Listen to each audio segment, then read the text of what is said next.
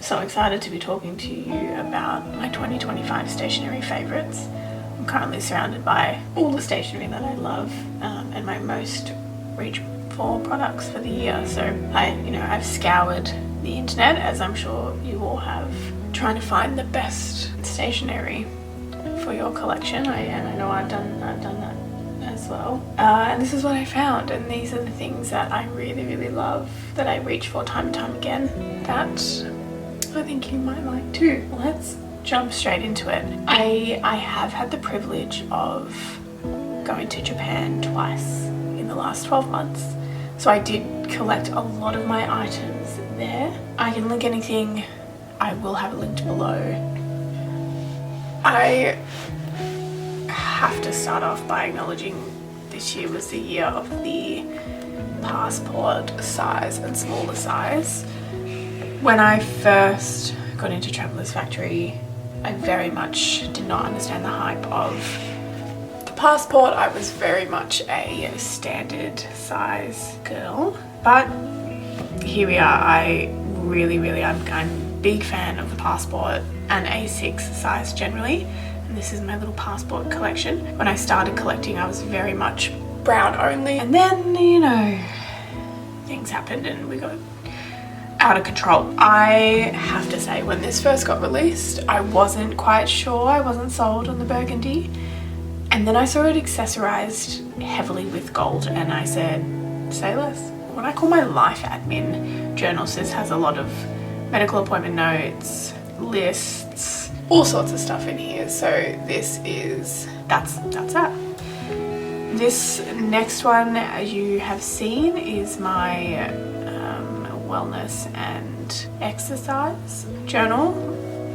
Really love this. I probably get the most use out of that. And this camel is a Starbucks Reserve Roastery special edition, and this is my gardening journal. I've loved the passport size.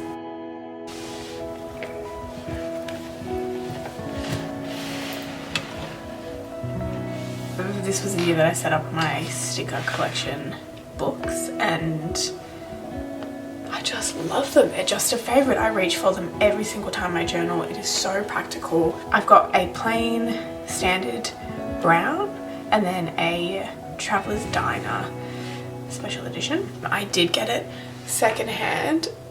I actually think it was third hand. The patina is so stunning. It's so dark and very smooth, so a lot of that velvet texture that we know is gone, been rubbed away. The Diner is more of my reading journal. It has more kind of fantasy reading journal-esque stickers, and my brown has more of my collection from Japan. They will be really great for travel, and they're a fave.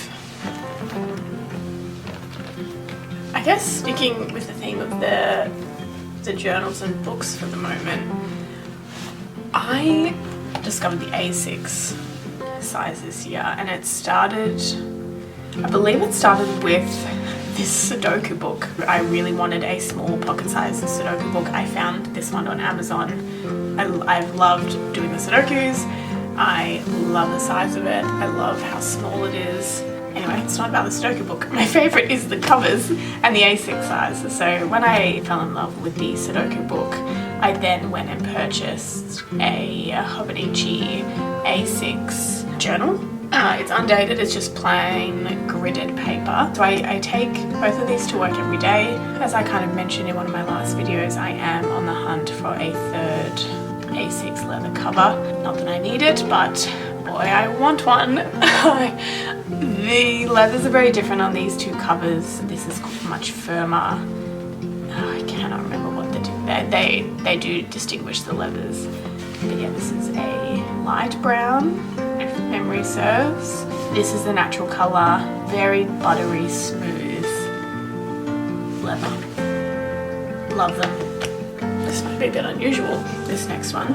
When I was in Japan, I'd never seen these before. I'd never seen anyone talk about them. They just were not on my radar, and when I went to Japan and was in the stores, I saw these and I just loved them. I couldn't get enough of them, and consistently they are what I reach for all the time. Very similar to the A6 Sudoku cover. I believe this is a special edition. You can see this one's patinaing slightly. I think I've got one more. I believe this is from the Starbucks roastery. I wish more people talked about them. They're just so functional. They store a lot of stickers. And as you guys know, these hold my nail stickers. Love these. Highly recommend if you ever can get your hands on one. I do recommend them. They are just wonderful. I love them. Kind of staying in with these. This was the year that I thought to start using nail art stickers as stickers in my journal. I reach for these every single time I journal. They really complement a lot of my journaling. The way that I journal, my style is very much more collage, scrapbooking. It's a lot of ephemera, a lot of stickers, and these are perfect to just put the final touches on some of my spreads. I collect a lot of these from Temu. I know. I don't know what to do. I can't get them anywhere else. They have a really good selection. I love them in my little leather folders. I suppose let's stay in the leather goods. You have seen this a lot so far, in the 2 videos that I currently have uploaded. I have been using this non-stop since I got it. I did at the time. It was largely sold out in the drop. It is the leather that is a firmer leather, which I hadn't realised when I purchased it. I wasn't sure how I felt about it at the time, but it now is just what it is. And at the moment it does house all my cross-stitch supplies. I quite have come to enjoy how rigid it is. It makes it easier to carry things around. It's an essential. I use it every single day, multiple times a day. I just love it. This is my Superior Labour utility case. An absolute cult favourite in the community, and I completely understand why. I've been using this year as a bit of a travel case. You can fit a lot of stuff in here. At the moment I don't have a lot in here because it's not really set up to be able to go to a cafe. I will often fill it with any pens that I'm wanting to use, any fountain pens. In here it currently has some mechanical pencil refills, some cream tape, some of this tape, a glue, and some other cream tape or glue spots. All that fits in there super comfortably. At the moment I currently have in here my absolute favourite everyday pens. I've got a lot of these. I stocked up on both the pen and the refills when I was in Japan. There's the Zebra Sarasa 0.3 pen. I tend to use the blue-black as a daily colour, but I also was introduced to the brown this year. I don't have many refills of this, so I use this sparingly. If I had it readily available, I would probably use this as a everyday. As I mentioned, this does fit a passport. That fits very comfortably. Just to demonstrate, you can also fit an A6 in here. I do get a bit nervous about any of the charms denting the leather on either side, so I generally won't put both in here at the same time. But I will often put one in this side, fill it all with pens, and take this with me. I suppose I'll start with stamps. I'm not a huge stamp person. I mostly use it for lettering and alphabets, and I consistently reach for these. I think they're Kokomo. They're petite, teeny tiny little stamps. I've got the lettering, the days of the week and numbering, and then these kind of, I've actually not opened this. I've not yet used this one. In terms of ink pads, I know there is probably a science to ink pads. I don't know the science. If the ink transfers to the paper, I'm happy. I might have a different opinion. I am moving more into the Tomo River, is it 52 GSM very lightweight paper. I'm moving into that for 2026, so I might have a different opinion by the end of the year. For the moment, I have really enjoyed these stamps. Now these are just stored in this tin. These are the little finger stamps. I bought them off AliExpress. I will link them below. I originally saw these on Hello Naya. I'll link her down below. She's one of my favorite stationery YouTubers from the year. Then I particularly lean towards this brown. I will take a couple of these colors, put them in my utility case and take these to the cafe. I love how portable they are. I really enjoy how little they are in that I can then have fun with color.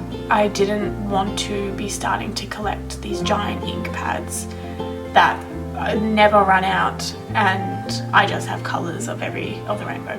I wasn't really interested in that. I don't use color a lot, so I was really hesitant to start experimenting and purchasing these big ink pads with quite limited storage. So these serve such a functional purpose for me. I have them in this, what used to be a candle. I store them in this little tin and I just love it. These are really, really fun and allow me the opportunity to experiment with color in the times that I do. This is 3 sets. They come in packs of 4.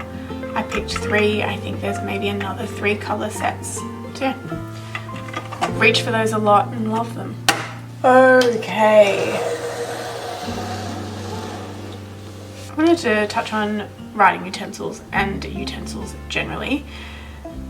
As I mentioned, the Zebra Sarasa 0.3 is my favorite pen, my everyday pen. I stand by that, been my favorite for years.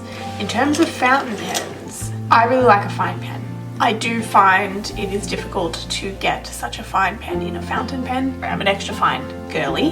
There is a difference between a German extra fine and a Japanese extra fine. So my ultimate favorite writing experience has to be the KOKUYO Pilot. This one I got from Japan. It's the extra fine. It is just, I love the feedback on it. I love how fine it is. It is a true extra fine. I've got some expensive pens and this is just my favorite. I love it, love it. But I am a Kaweco girl. I love the look of a Kaweco Sport. This is the Bordeaux. Oh, I could have said that so badly with a heavy Australian accent. Bordeaux. Guys, I don't know. Love the burgundy, love the gold. It is fine enough that I quite enjoy writing with it. I just reach for it all the time. I like the writing experience. I love the look of it. I just love a Kaweco. I don't know what to tell ya. Speaking of Kaweco, oh my goodness, this little eraser, best thing that's ever happened to me. It is so fun. It's so fun. If you can't see, it's a little eraser tool. It's a Kaweco SketchUp. I got it on sale. Truly made my Sudoku experience. Particularly trying to complete a Sudoku that is on a half-page A6. You know, it's a small grid.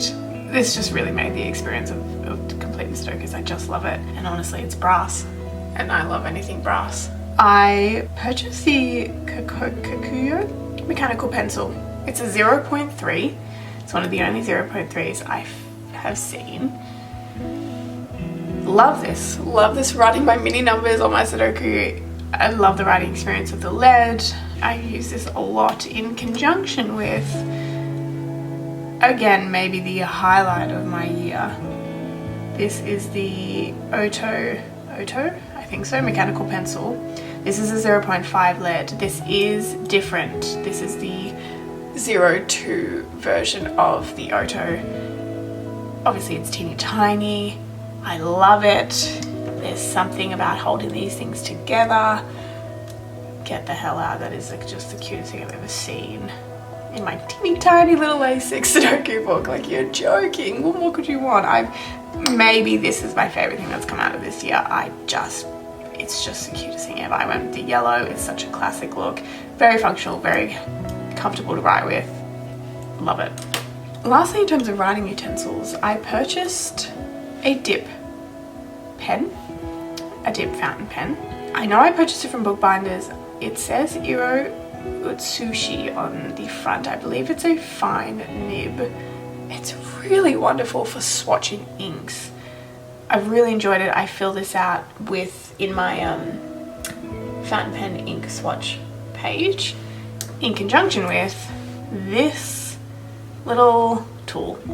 I have no idea what this is called. I'll link it below. I got it off AliExpress, I think. Again, really, really helpful for swatching my fountain pen inks. So I can get a little swatch that's very controlled and aesthetic. This has been really handy and cheap. So in terms of writing utensils, big fans of these. Last but not least, a special mention to these Midori index clips. I use these consistently. These are fantastic. They just came out with a gold. Bought them instantly. I love the small size. They don't chunk up your pages. They're so functional. They're so cute. Love them. Love them. Love the gold. If I were to pick a fave, it's the gold. Those are my favorites for 2025. I love and cherish all of my things very much. I purchase things to use them, to love them. I'm not interested in heap of quantity, but I love quality, and those are all items that I reach for all the time, all year. I still love today that I did the first time I bought them, when I first bought them. If I've missed something, if you have any questions, please don't hesitate to ask. I have a little teeny tiny haul for you. I really like the things that I got, so I wanted to show you. The first item is these brass Watchmaker tweezers. So as I said, I couldn't find an angled pair, but I did find this straight pair. And love them. Very good point, very precise, very sharp, nice weight to them. Got them off AliExpress. I'll link them below. Got those. I also got this candle. If you can recall, I burned the candle and used the tin. I wanted another tin to store my wonder clips for my quilting. They're currently in the little plastic container that they came in, which is fine, but if I can personalize it a little bit, I will. So I got this. And then last, I went to a market on the weekend, and there was a small business jeweler, and she was selling some charms. The brand is Neva. She was selling some charms independently. A lot of jewelers that I've come across won't sell their charms by themselves. You have to buy a necklace, but she was selling them for $8 each. So I got two. The first I got was this lobster. Are you joking? Look how cute that thing is. Are you kidding? And the other one is this. It's double-sided. Just a little bow. And I got these. Honestly, I'm forever in need of a charm. I can put these on journals. I can use them as zipper tags. I can think of something else. I can actually use them as jewellery and put them on my charm bracelet. There are so many things I can do with them. If I ever find a charm that I like, I buy it. And these are just super cute. So I got these. And that's my haul. Teeny tiny, but I really like the things that I got. It's been a week since I last updated. As you saw, I've got a project bag and it's done. Look, I've still got some work to do. My skills can still be upgraded. I think I did a much better job of stitching straight this time. I did a worse job of cutting out. I didn't cut the bottom very straight, but I sewed it straight. It still looks pretty terrible because you can see that it's not straight. So, you know, we're learning. I did use my heat erasable markers for the quilting, and that was really good. And my jacket zip, not that much better to sew on, to be honest. It's still puckered a little bit. I interfaced the top. I think that helped. Maybe that just is what it is to sew a zip. I don't know. I have added these little ceramic charms. These were gifted to me over a couple of years, a number of years. Alright, in terms of the stitching, I monogamously stitched Home for Christmas by Plum Street. I actually am approaching a finish. This is where we're at. We are approaching a finish. The only thing I'm really left to do, so all the inside of that border is complete. So we've got all the pomegranates done, the snow, we've got the text on there, welcome home. We've got the bottom quilt, which you've seen. We're just working on this top quilt. I started this last night. I've made some really good progress. It's pretty dense stitching. It's full coverage on this little strip, so it does take a little while. I reckon by next week this will be a soft finish. Maybe even a hard finish, we'll see. Super exciting. That's all I've stitched though. I haven't picked up Kringles. I know. I haven't picked it up. I got too invested in this. I think I am just a monogamous stitcher at my core. That's okay. But we've still got a few weeks till Christmas, so I think I'll finish this in the next few days to a week, and then I'll jump back to Kringles and just keep working on that until Christmas, and when I've had enough of Christmas stitching. Also, I feel like such a floss tuber with my bag, with my jingle jangle. And now I've got floss drops. Are you joking me? Look at this thing. So I bought supplies for the floss drops. So these I got off. These are DMC hoops. And then I decided to floss drop. I really put so much thought into how I was going to floss drop my DMCs. I saw these, so I won't keep multiple needles thread. I will only have one needle that I use, and if I have extra thread, it poses a challenge of where I put them.